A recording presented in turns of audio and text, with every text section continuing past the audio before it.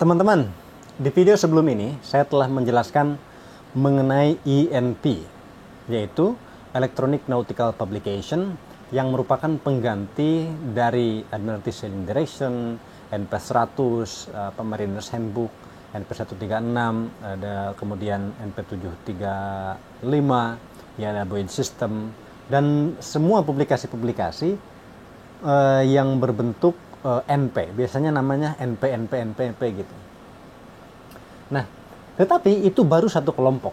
Ada kelompok yang kedua yang disebut dengan ADP, yaitu Admiralty Digital Publication, yang isinya utamanya ada 3 macam, yaitu Admiralty List of Flights. Sini saya punya Admiralty List of Flights. Kemudian Admiralty Digital Radio Signals dari 1 sampai 6. Kemudian Admiralty Total Tide yang merupakan pengganti Admiralty Tide Table.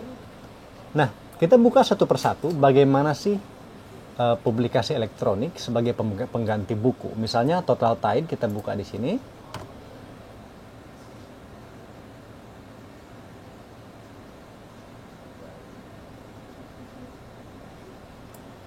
Inilah penampakan dari Admiralty Total Tide sebagai pengganti dari Admiralty Tide Table.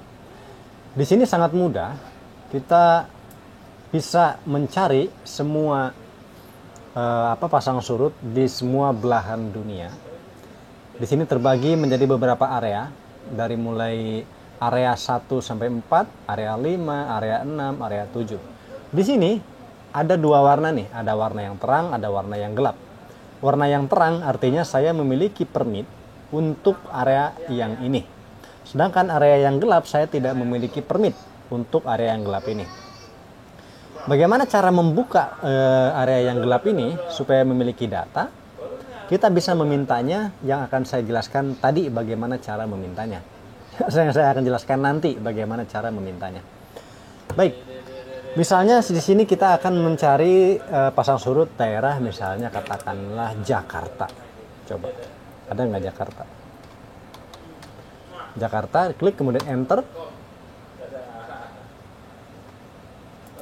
Ada nggak Jakarta? Sepertinya Jakarta nggak ada ya. Ada, coba lihat.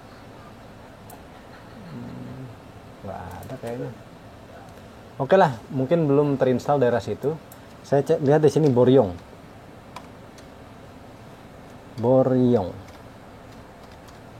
Oke, enter. Maka di sini ada informasinya Boryonghang.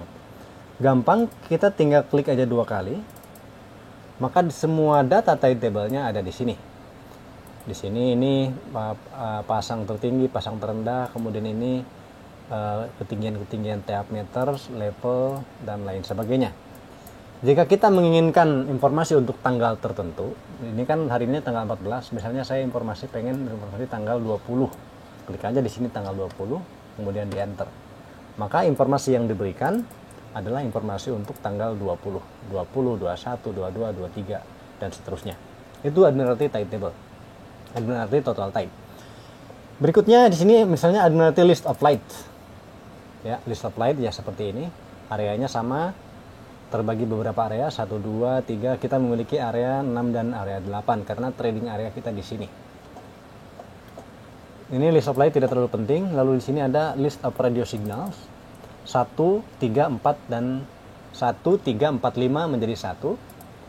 Di sini Admiralty yang ini berfungsi untuk melihat, di sini kita lihat di sini ada World Maritime Organization Station ataupun stasiun-stasiun cuaca. Di sini kita lihat ada Zuhara, ada Shanghai. Kita juga bisa menampilkan di sini radio faksimil. Jika kita ingin menerima faksimil di daerah, misalnya kita berlayar di daerah ini, maka kita bisa melihat daerah mana yang menyediakan radio faksimil yang terdekat. Misalnya di sini katakanlah Shanghai. Radio faksimil Shanghai kita buka, ini informasinya, frekuensinya sekian, dan ini jam-jamnya, dan ini jenis beritanya. Pada faksimilnya kita bisa men-setting frekuensi berapa, kemudian jam berapa kita menerima, maka kita akan menerima informasi yang kita inginkan. Kemudian di sini ada informasi Navtex, ya. Navtex kita klik, ini adalah stasiun-stasiun Navtex yang misalnya yang berada pada area perairan kita. Misalnya kita sedang berada di perairan sini, maka kita akan memonitor Navtex ini. Misalnya Yokohama, kita buka. Ini Yokohama, mana Yokohama? Kalau begitu, ya Yokohama di sini nih. Ini nih Yokohama. Yokohama kodenya I. I itu yang berwarna merah adalah stasiun frekuensi internasional, frekuensi 518 kHz. Sedangkan yang biru adalah kode stasiun untuk di channel-channel nasional. Oke, jadi pada Navtex-nya kita akan men-setting stasiun yang ingin kita monitor. Hanya satu saja cukup, tidak boleh dua atau tidak supaya tidak overlap. Kita setting pada receive mask-nya misalnya stasiun I. Dengan demikian kita akan menerima informasi Navtex dari stasiun yang kita pilih. Selain informasi Navtex, kita di sini juga ada informasi Nava Areas. Nah, kita ketahui bahwa di dalam Inmarsat-C kita harus men-setting Nava area mana yang kita monitor. Oke, kita klik saja Nava area, maka di sini kita bisa melihat Nava area.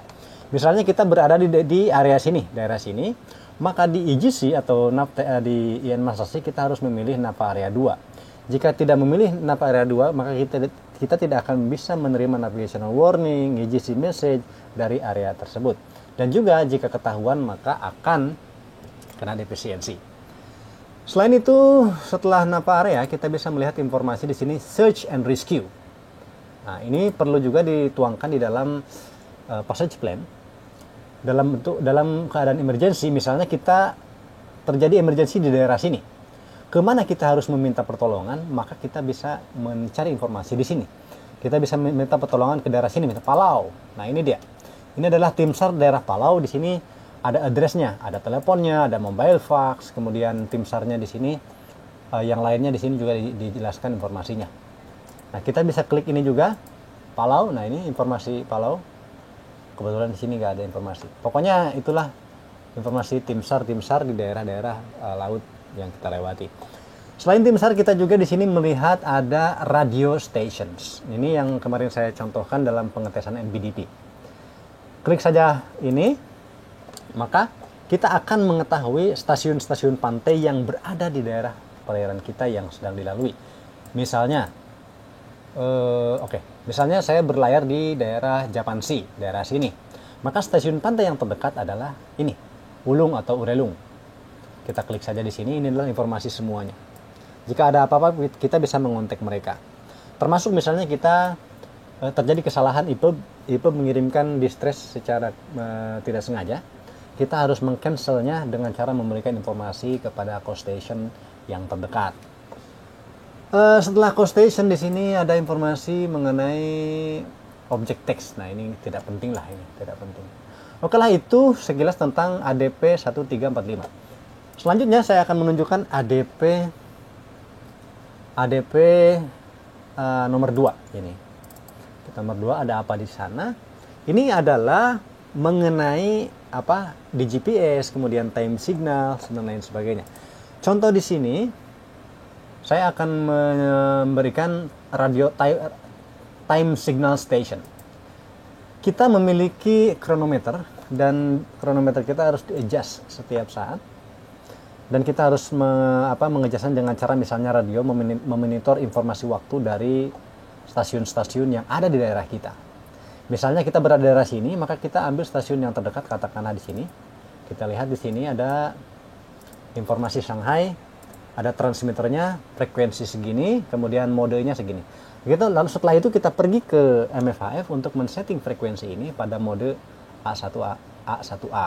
Saya sudah contohkan di video yang lainnya bagaimana cara mengetes kronometer, silakan dicek. Selain itu kita juga di sini ada radar beacon.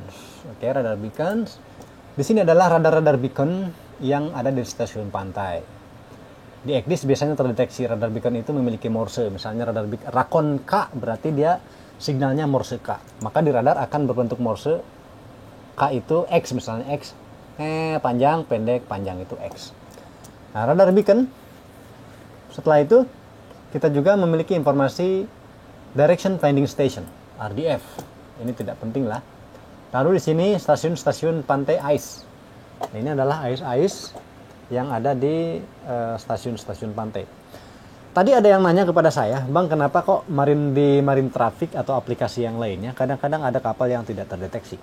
Karena begini, Marine Traffic maupun servis-servis yang lain, dia mendapatkan informasi posisi-posisi kapal dari stasiun-stasiun pantai yang ini. Kemudian dia koleksi sehingga mendapatkan data di website mereka. Jika kapal ada di sini tidak terdeteksi oleh stasiun-stasiun yang ini, maka mereka tidak memiliki data juga. Selanjutnya di sini ada DGPS. Nah, ini adalah stasiun-stasiun DGPS, differential GPS yang ada di daerah perairan di mana kita lalui. Kadang-kadang di GPS itu ada alarm maupun di ECDIS ada alarm yang disebut dengan position not differential. Alarm itu berarti posisi kita itu tidak didapatkan dari DGPS, melainkan hanya GPS. Misalnya kita berada di perairan sini, tidak terjangkau dari stasiun di GPS, maka GPS hanya menjadi GPS dan position become non-differential di ECDIS. Oke, itu adalah berarti radio signal bagian 2. Lalu di sini kita akan pergi ke bagian 6. Nah, bagian 6 ini yang sering dipakai karena berisi informasi-informasi mengenai pelabuhan-pelabuhan yang akan kita singgahi. Misalnya, di sini ada beberapa hal yang kita bisa pilih untuk ditampilkan di pojok kiri atas.